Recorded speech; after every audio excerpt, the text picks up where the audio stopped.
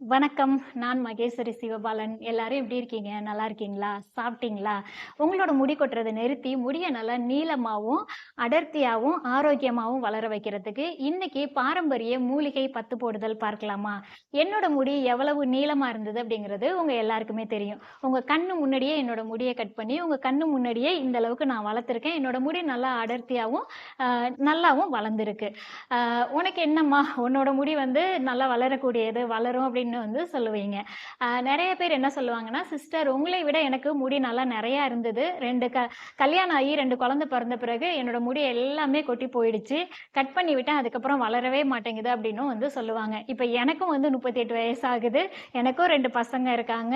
எனக்கும் முடி கொட்டுற பிரச்சனையெல்லாம் இருந்தது. ஆனா நான் தொடர்ந்து பராமரிச்சதுனால, நான் கட் பண்ணி விட்டாலும், எனக்கு முடி கொட்டுனாலும், புது முடிகளும் நல்லாவே முளைச்சு வருது. முடியும் நல்லாவே வளருது.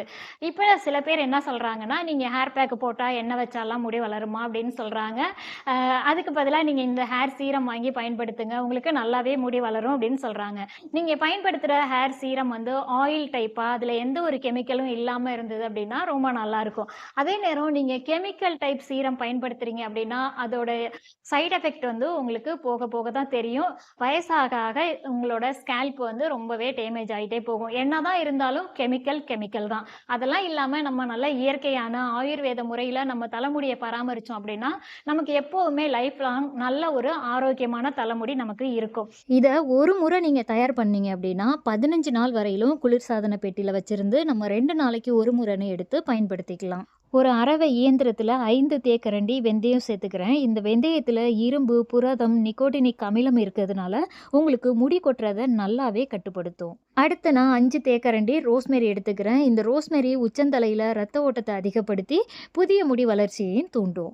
அடுத்து ரொம்ப ரொம்ப அற்புதமான 2 தேக்கரண்டி கருஞ்சீரகம் சேர்த்துக்கிறேன். இந்த கருஞ்சீரகம் தலையில அரிப்பு, பொடுகு, வறட்சியை நீக்கி தலைக்கு நல்ல ஒரு ஈரப்பதத்தையும் கொடுக்கும். இப்போ இது 3யும் நல்லா பொடியா அரைச்சு எடுத்துறலாம்.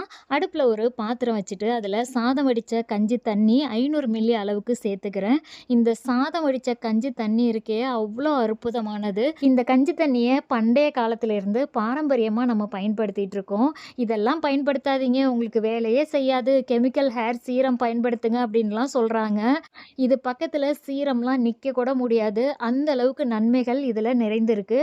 இப்ப நம்ம அரைச்சு வச்சிருக்க பொடிய இதுல சேர்த்துட்டு, இது நல்லா வேகுற வரைக்கும் அடிபிடிக்காம கிளறிக்கிட்டே இருப்போம். ரைஸ் வாட்டர்ல ஏகப்பட்ட பொருள உற்பத்தி பண்ணி கோடிக்கணக்குல பிசினஸ் பண்ணிட்டு இருக்காங்க. அதுல ரைஸ் வாட்டர் இருக்கான்னு கூட நமக்கு தெரியாது.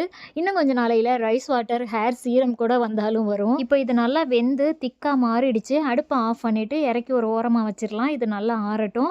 அடுப்புல இன்னொரு பாத்திரம் வச்சு ஒரு 200 மில்லி அளவுக்கு சாதம் வடிச்ச கஞ்சி தண்ணி சேர்த்துட்டு, அதுல ஒரு 4 தேக்கரண்டி அளவுக்கு ஆளி விதை சேர்த்து நல்லா கொதிக்க விடலாம். இந்த ஆளி விதை வெந்து நல்லா திக்கா மாறுனதும், இத இந்த மாதிரி வடிகட்டி ஒரு ஓரமா எடுத்து வச்சுருங்க. இது நல்லா ஆறட்டும்.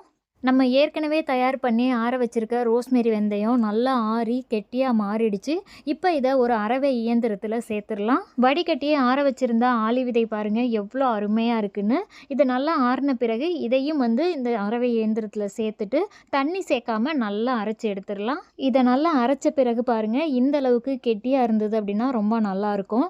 இப்போதைக்கு தேவையான அளவு மட்டும் வச்சுட்டு, மீதம் இருக்கிறத ஒரு உணவு பெட்டியில சேர்த்துட்டு, நம்ம குளிர்சாதன பெட்டியில வச்சுட்டோம் அப்படின்னா, இதில் கைப்படாமல் இருக்கிறதுனாலும், இதை நம்ம சமைச்சிருக்கிறதுனாலும் இது கெட்டு போகாமல் அப்படியே இருக்கும். இப்போ பயன்படுத்த கொஞ்சம் எடுத்து வச்சுருக்கோம் இல்லையா, இதில் தேவையான அளவு சாதம் வடித்த கஞ்சி தண்ணி சேர்த்து நல்லா அரைச்சிடலாம். நீங்கள் 2 நாளைக்கு ஒரு முறை குளிர்சாதன பெட்டியில் அரைச்சி வச்சுருக்கோம் இல்லையா, அதை தேவையான அளவு ஒரு கரண்டியில் எடுத்துட்டு, இதில் நல்லா சாதம் வடித்த கஞ்சி தண்ணி வந்து சூடாக இருக்கும் பொழுது அதில் சேர்த்து அதை அரைச்சிட்டு பயன்படுத்தலாம். இப்போ நம்ம அரைச்சி வச்சுருக்கத இந்த மாதிரி ஒரு மெல்லிய துணி வச்சு நம்ம வடிகட்டி பயன்படுத்திக்கலாம்.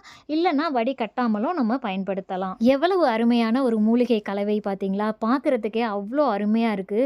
இதில் கஞ்சி தண்ணி நம்ம நிறைய சேர்த்துருக்கிறதுனால அவ்வளோ நன்மைகள் இருக்குது. மொத்தமாகவே இந்த கலவை வந்து நம்ம தலைமுடி ஆரோக்கியத்துக்கு அவ்வளோ அருமையாக இருக்கும். தலைக்கும் தலைமுடிக்கும் சிறிதளவு எண்ணெய் வைத்து நல்லா சீவி சிக்க எடுத்துட்டு, இந்த கலவையை தலைக்கும் தலைமுடிக்கும் போட்டு வச்சிருந்து 1/2 மணி நேரத்துலேருந்து 1 மணி நேரம் கூட வச்சிடலாம். வச்சிருந்து மென்மையான கூந்தல் கழுவி பயன்படுத்தி தலைக்கு குளிச்சிருங்க. குளிச்சத குளிச்சதுமே நல்லா தண்ணி குடிங்க. இப்போ என்னோட வேலை என்னங்கிறது உங்களுக்கு நல்லாவே தெரியும். எனக்கும் சாப்பிட நேரம் இருக்காது, தூங்க நேரம் இருக்காது, ரெஸ்ட் எடுக்க நேரம் இருக்காது. ரொம்பவே கஷ்டமா தான் இருக்கும். அந்த சூழ்நிலையிலயும் நான் என்னோட முடிய வந்து பராமரிச்சுட்டு தான் இருக்கேன். நான் இவ்ளோ சாதாரணமா பராமரிக்கும்போதே எனக்கு நல்ல ஒரு ரிசல்ட் இருக்கு. நீங்களும் வந்து நான் சொல்றதெல்லாம் நீங்க ஃபாலோ பண்ணி பராமரிக்கும்போது, உங்களுக்கும் நல்ல லைஃப் லாங் ஆரோக்கியமான தலைமுடியும் இருக்கும்.